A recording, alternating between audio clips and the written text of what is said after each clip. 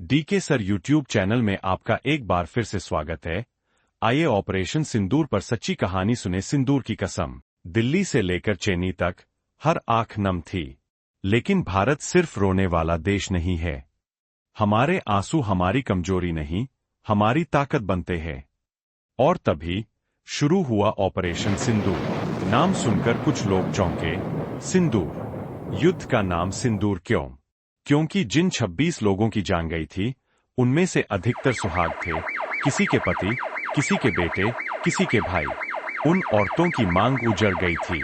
और जब मांग का सिंदूर मिटता है, तो केवल एक स्त्री ही नहीं, पूरा देश विधवा सा हो जाता है। किसी को भनक तक नहीं लगने दी गई। हर सैनिक की आंखों में आंसू थे, पर उन आंसुओं में सिर्फ गम नहीं था, आग थी। पाकिस्तान और पीओके में बैठे वो आतंकी जो पहलगाम की मासूमियत को मिटा आए थे, अब उनके लिए भारत की न्याय की तलवार तैयार थी।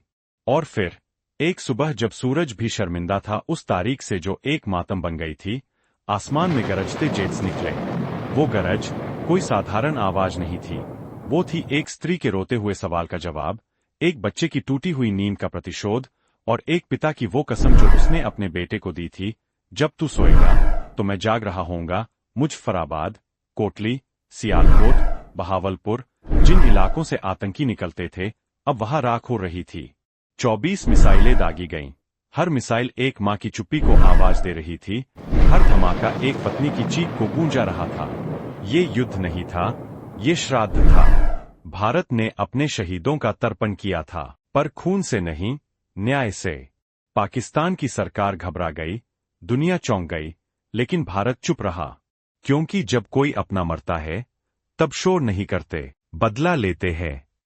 और ये बदला उस सिंदूर का था, जो बेवक्त मिटा दिया गया था। ऑपरेशन सिंदूर सिर्फ एक जवाबी हमला नहीं था, वो भारत की आत्मा की पुकार थी, और एक चेतावनी थी कि हम सहनशील हैं, मगर मौन रहने का अर्थ ये मत समझो कि हम कमजोर हैं।